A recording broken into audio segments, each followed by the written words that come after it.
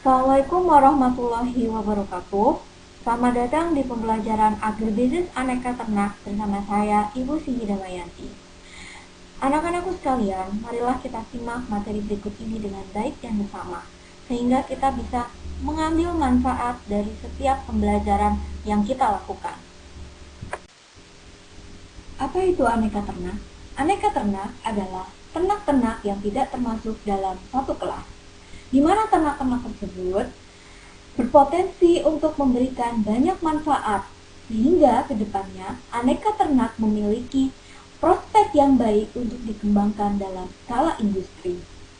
Ada beberapa contoh dari aneka ternak, yaitu aneka ternak golongan insekta seperti lebah, ulat, aneka ternak golongan ruminansia seperti rusa, kerbau, dan aneka ternak dari golongan unggas seperti ayam buras atau ayam lokal, puyuh, dan itik. Pada pembelajaran aneka ternak kali ini, kita akan fokuskan pada ayam lokal, khususnya yaitu ayam kampung. Mengapa kita memilih ayam kampung pada pembelajaran agribisnis aneka ternak kali ini?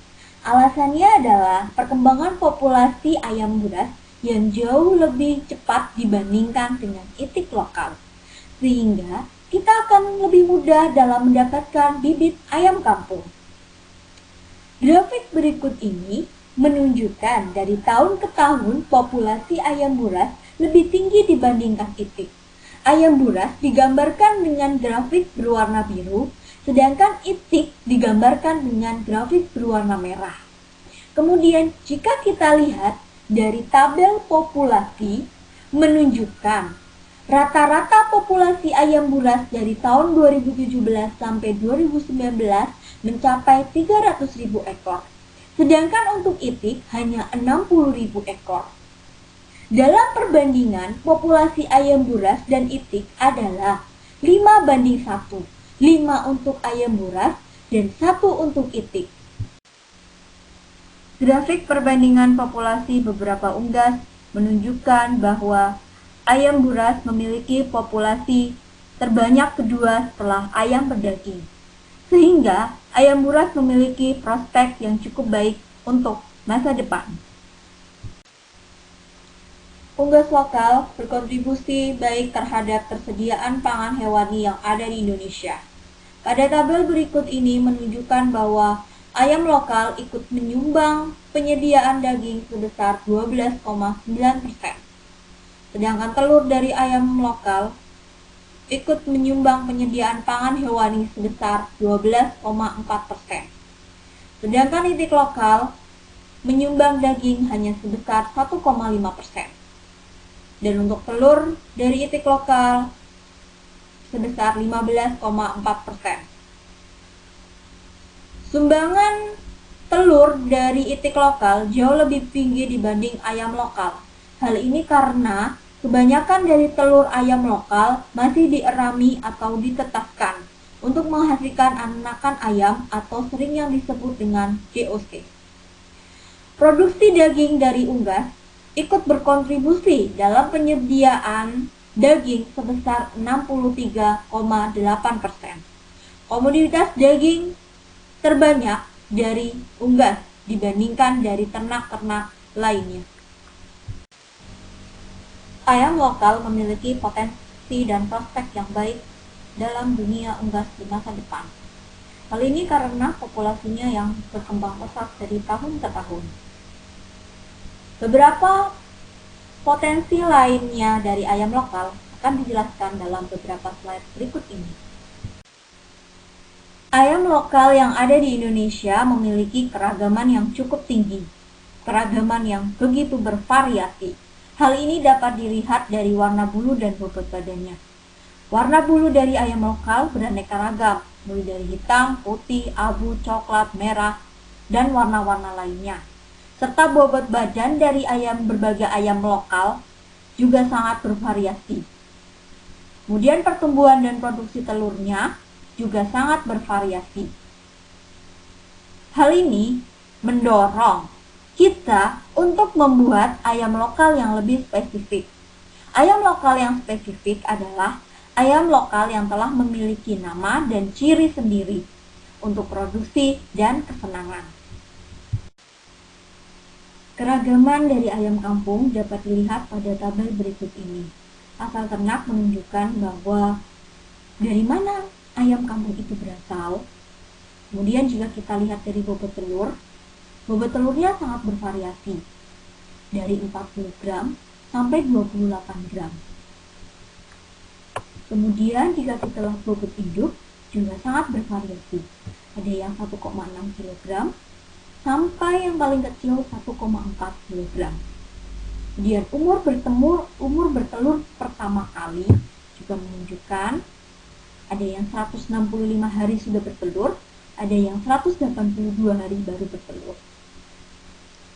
Hal ini menunjukkan bahwa produktivitas dari ayam kampung dari berbagai daerah sangat bervariasi.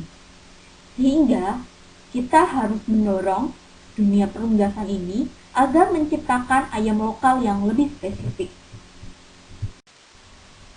Ayam lokal memiliki potensi dan prospek secara khusus. Yang pertama adalah pelestari budaya.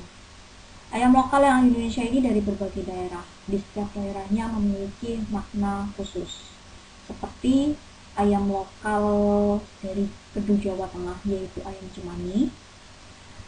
Ayam yang bulunya berwarna hitam, kulitnya hitam, bahkan badannya juga hitam. Biasa dijadikan makanan sesajen pada upacara adat. Kemudian yang kedua, produksi daging dan telur. Ayam lokal maupun unggas lainnya adalah sebagai penghasil pangan hewani, yaitu daging dan telur. Yang ketiga, pembentukan strain ayam lokal baru.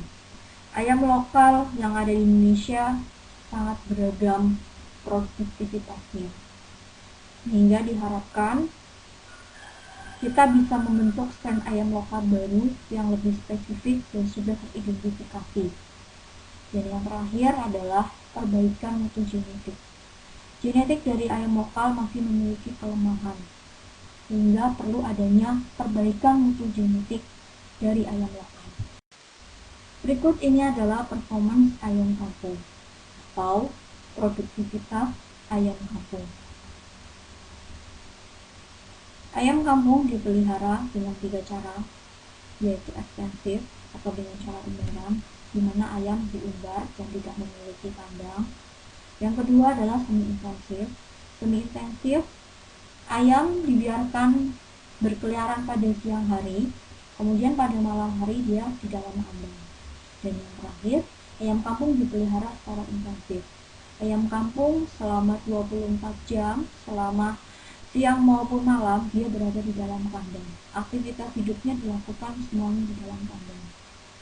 Kemudian kalau kita lihat dari performance produksinya, dari produksi telur sampai ke daya tetas, pemeliharaan secara intensif menunjukkan produktivitas yang lebih baik dibandingkan sistem pemeliharaan lainnya. Ayam kampung memiliki beberapa keunggulan. Yang pertama, mampu bertahan dan berkembang biak dengan baik, meskipun dengan lingkungan dan cuaca yang buruk. Yang kedua, mampu menyesuaikan dengan kualitas pakan yang kurang baik. Yang ketiga, lebih tahan terhadap penyakit. Walaupun ayam kampung tidak diberi vaksin, vitamin, ayam kampung masih bisa bertahan hidup dan juga masih mampu menghasilkan daging dan telur. Di sisi lain, ayam kampung memiliki beberapa kelemahan, diantaranya sifat mengerami yang tinggi. Selama mengerami telurnya, ayam kampung tidak menghasilkan produksi telur, sehingga produksi telur ayam kampung menjadi rendah. Yang kedua, sifat kanibal, atau mematuk-matuk ayam lainnya, yang menyebabkan ayam lain menjadi terluka. Dan yang terakhir, pertumbuhan dagingnya yang lambat, sehingga akan memakan waktu lama dalam masa pemeliharaannya. Produktivitas ayam kampung dipengaruhi oleh faktor genetik atau bawaan dan faktor lingkungan. Faktor lingkungan masih dapat diubah-ubah oleh manusia. Beberapa hal yang mempengaruhi produktivitas ternak digambarkan dalam segitiga produksi peternakan. Yang pertama breeding atau bibit, kemudian yang kedua feeding atau pakan, dan yang ketiga manajemen atau pengelolaan. Produksi ayam kampung dapat maksimal apabila manajemen atau pengelolaannya baik. Manajemen meliputi kandang. Kandang ini nantinya menentukan sistem pemeliharaan yang digunakan, apakah ekstensif, semi-intensif, maupun intensif. Yang kedua, dari segi pakan yang diberikan harus memenuhi baik kualitas maupun kuantitasnya. Dan yang ketiga, kesehatan. Ayam kampung perlu diberi vaksin, vitamin, maupun obat agar menunjang produktivitas dari ayam kampung itu sendiri. Dan yang terakhir, perlunya suatu proses adaptasi terhadap ayam kampung untuk meminimalisir sifat-sifat mengerami dan sifat kanibal dari ayam kampung.